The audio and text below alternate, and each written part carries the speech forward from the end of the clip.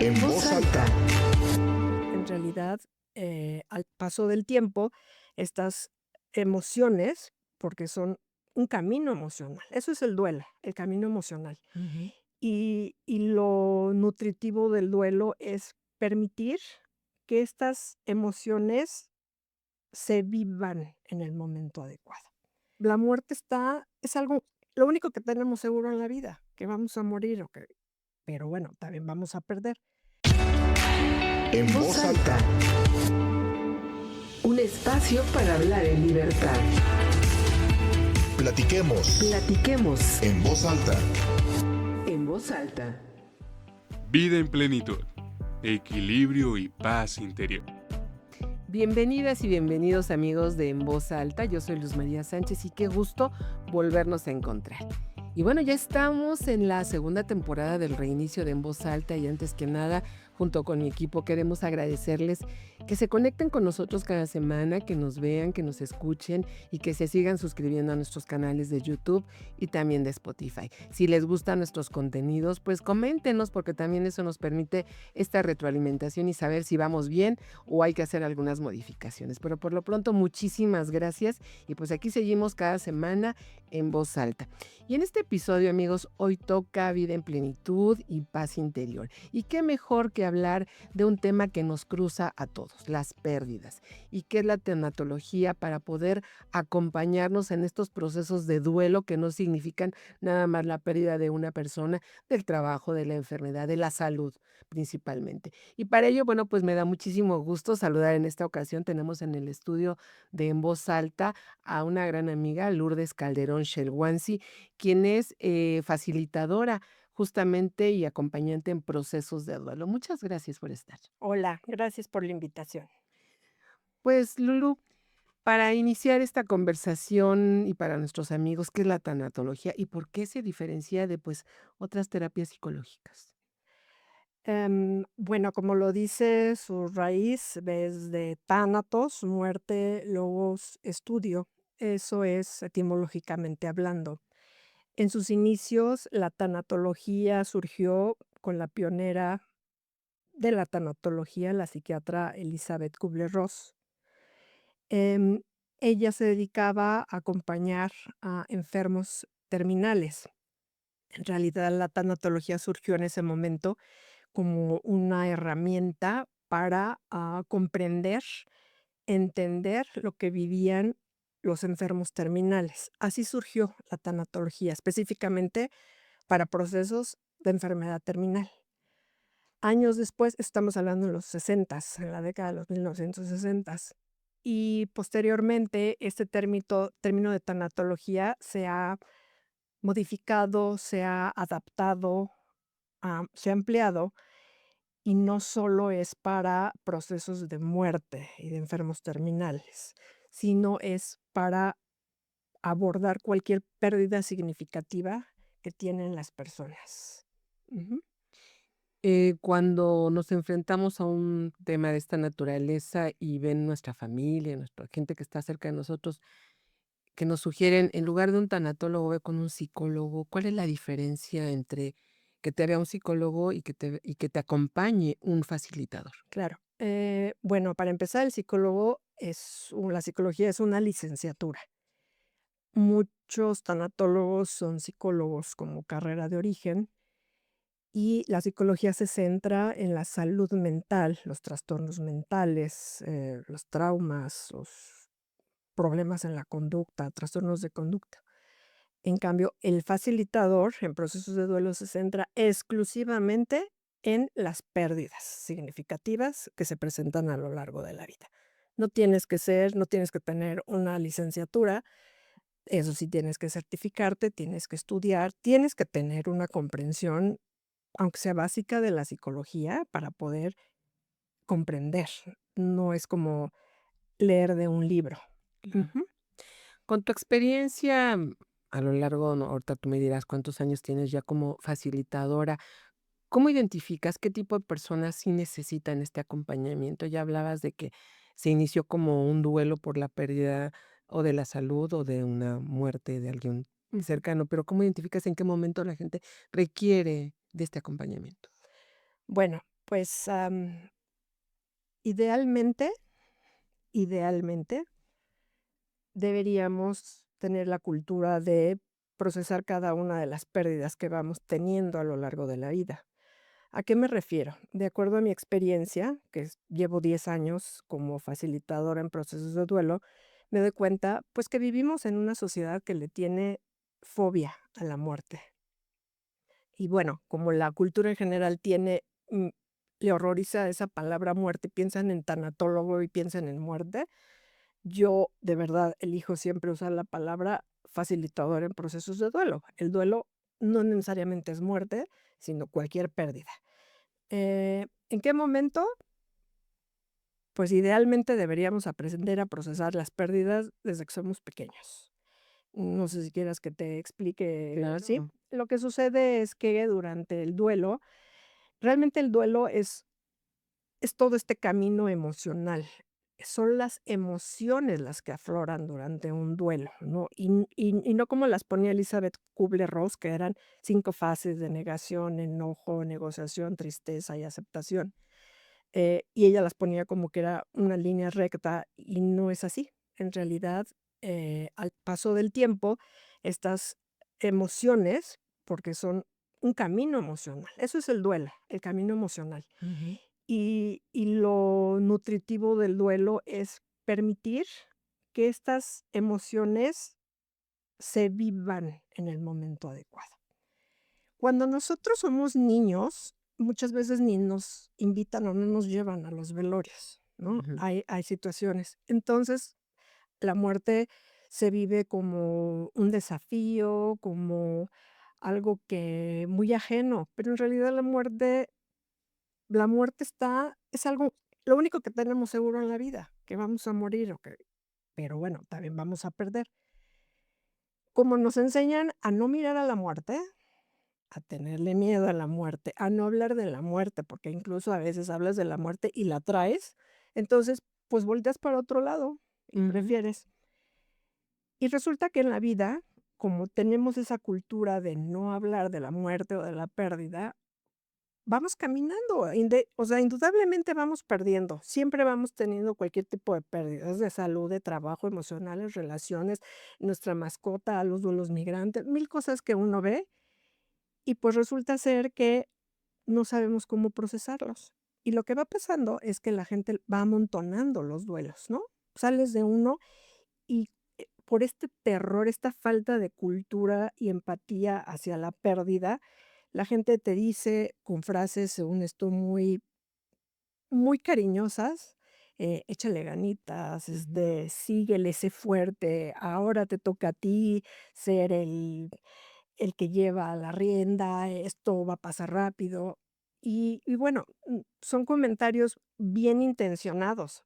La cosa es que no son adecuados, porque quien está sufriendo una pérdida, lo que necesita es ser escuchado, es ser comprendido, es transitar justamente las fases del duelo, que son las emociones por las que se transitan.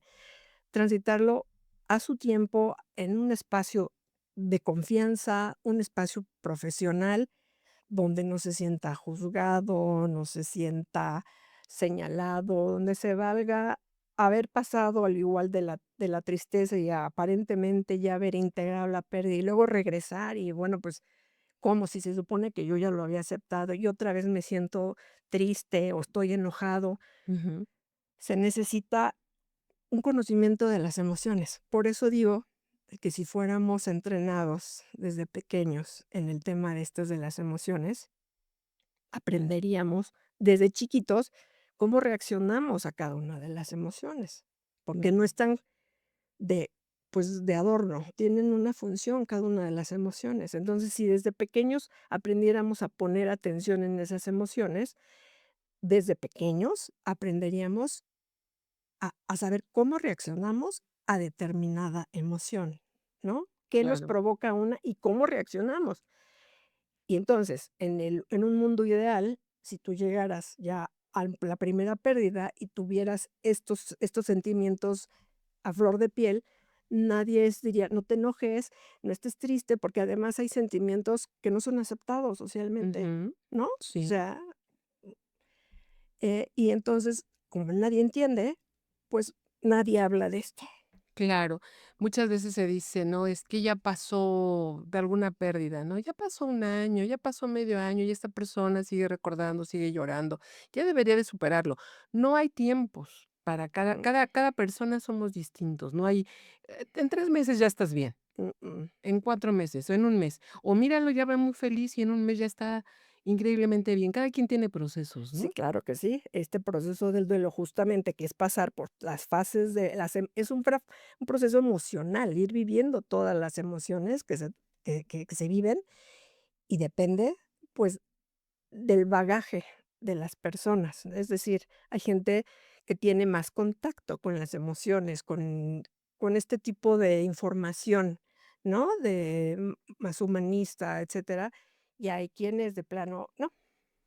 Mm, Ahí cabe un poco hablar de este término que ahora está muy de moda y que sabemos perfectamente de qué se trata la resiliencia, cuando yo la entiendo como cuando tienes un proceso de este tipo e inmediatamente lo transformas en una actitud distinta, como si ya no pasara nada y sigue tu camino, como dices, ¿no? Pero platícame de esta resiliencia. Yo la entiendo así, pero al parecer a veces estamos forzados a ser resilientes, ¿no? sí, o sea, la resiliencia es algo que, en esta sociedad que le tiene horror hablar a la muerte y la pérdida, la resiliencia es algo muy muy aplaudido, muy, pues sí, realmente es algo que se busca, ¿no? Y rescatar en los dolientes. Sin embargo, la resiliencia a veces se es resiliente, porque yo lo he conocido, es decir, logras superar la pérdida, pero como no lo trabajaste con del lado de un profesional, las emociones se quedan estancadas. ¿Sí me explico? O sea, sí Claro. es posible que muchas personas resilientes den el brinco y su vida sigue adelante, Ujú. pero como van a seguir acumulando pérdidas, va a llegar una, donde no se permitieron, pues, detenerse, A hacer una llorar o introspección exacto. y, pues, los va a detener.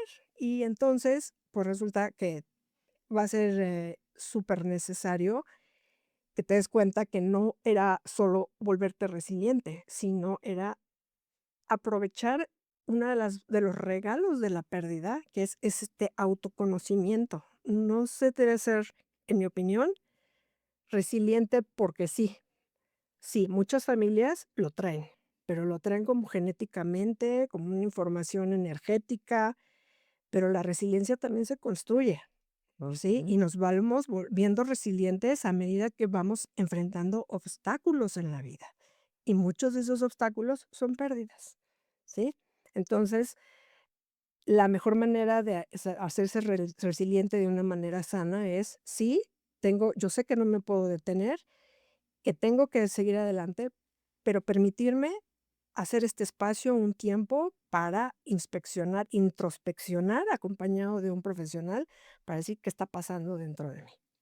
Claro, esto también me lleva un poco a pensar que esta frase de cerrar ciclos sí es real, ¿no? Hay veces que no lo cerramos y seguimos el camino, ¿no? Ujú, justamente, eso es cerrar ciclos en el sentido de que como eres resiliente naturalmente y parte de la resiliencia es, pues, seguir adelante, pase lo que pase, Así es. ¿no?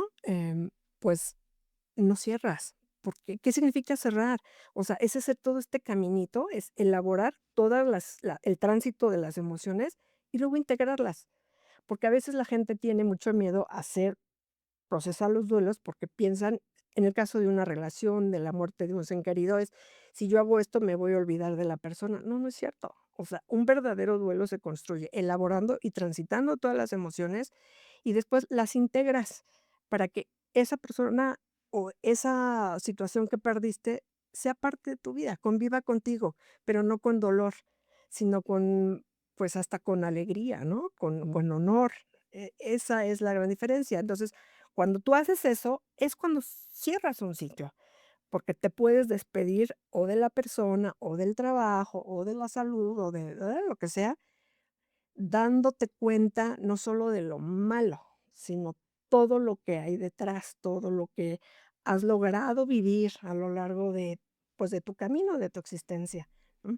Claro, por eso decías que es como un regalo, ¿no? Que te está alimentando a tu ser el saber que se fue, pero te dejó algo en ti. Así es.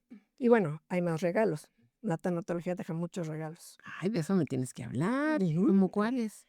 Primero, primero te tengo que decir que la tanatología te permite introspectar y eso te da autoconocimiento. Y como te dije, si tú lo haces bien, vas a poder manejar casi cualquier situación en tu vida, porque ya sabes qué son las emociones, cómo detonan, qué cosas, qué emociones en ti y cómo gestionarlas, para empezar.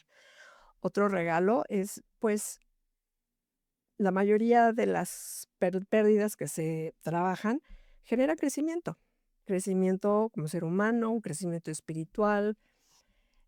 Otro regalo es que nos permite conectar, porque te digo que somos una sociedad que le tenemos terror a la muerte, pero cuando tú haces un trabajo de procesar duelos, aprendes a conectarte con el otro, con quien ya ha tenido una pérdida, porque ya entiendes, Claro. hasta que tú tienes una pérdida y te explican todo lo que hay detrás, y entonces a lo mejor hasta tu pareja que quieres tanto, si ninguno de los 2 ha tenido pérdidas, pues, a lo mejor ninguno de los 2 va a poder apoyar al otro. Pero Ujú. hasta el momento en que tú tienes una pérdida, que la pérdida es el gran maestro de vida, te permite estar en una condición humilde, empática y conectada, abrirte a las personas y respetar la condición que atraviesan. Qué interesante, amigos de En Voz Alta, estamos hablando de estas pérdidas y de cómo un facilitador en duelos nos puede acompañar. Antes de cerrar y antes de que tú concluyas, me parece interesante, vivimos en un país en donde las creencias sobre la muerte se hacen hasta festivas, ¿no? Esta idea de, ay, la muerte nos da risa, etcétera, etcétera, pero también se contrapone con este miedo a, en un país como el de nosotros, de vivir con el muertito, de tener las cenizas, de ponerle la ofrenda en noviembre. eh, ¿Cómo se visualiza aquí la importancia de la tanatología? Mira, esto que tú comentas de los altares y tenerlo cerca y las imágenes, eso es parte del rito. O sea, los ritos dentro del proceso del duelo son importantísimos. Yo hasta la fecha no he entendido porque, bueno, creo que tiene que ver con una parte cultural, como no querer ver al duelo como lo que es a la muerte, como lo que es, sino ponerla pintoresca y hasta divertida y reírnos de la muerte, ¿no? Ujú. En los procesos de duelo, hacer estos ritos es importantísimo. Entonces, ¿sí son convenientes? O no convenientes, te ayudan Ah, no, sí, como claro. ser No, sí. a ver la muerte tan cercana como la vida, ¿no? Sí, y bueno, y la verdad es que volviendo a la pregunta anterior y conectada con esta, es otro regalo es de elaborar duelos, es que te das cuenta de que nada es permanente, ¿no? Y entonces, de alguna manera, estás preparado, o sea, entrecomillado, para vivir, sufrir pérdidas. Y sí, los ritos, el buen humor, la buena actitud, las memorias cariñosas, agradables, son parte de este rito para hacer de la pérdida y de la muerte algo que se quede con nosotros para siempre. Muy bien, pues ya estamos por terminar. ¿Con qué concluyes? Ha sido tan interesante esta conversación de inicio, porque a lo mejor vamos a tratar temas posteriores sobre estas pérdidas, pero ¿con qué concluyes, Lulu? Me gustaría repetir lo que te dije, la pérdida es el gran maestro de vida, porque nos conecta con los demás desde una posición de humildad, de realidad, de compasión, algo que necesitamos mucho actualmente. También nos enseña de nosotros mismos y de los demás, de la gente que incluso nos quiere. Aprendemos que la gente si no te acompaña no es porque no te quiera, sino es porque no sabe hacerlo. La pérdida es la gran maestra de vida. Lulu, pues muchísimas gracias, amigos de En Voz Alta. Estuvimos con Lourdes Calderón Shelwansi, facilitadora en terapias de duelo. Así es que muchísimas gracias por acompañarnos en este espacio. Gracias, Lulu. Gracias a ti. Y a ustedes, amigos y amigas, muchas gracias por acompañarnos. Ya lo saben, síganos, suscríbanse a nuestros canales YouTube y Spotify. Y aquí estamos la próxima semana. Hasta pronto. En voz alta. Un espacio para hablar en libertad. Platiquemos Platiquemos en voz alta. en voz alta.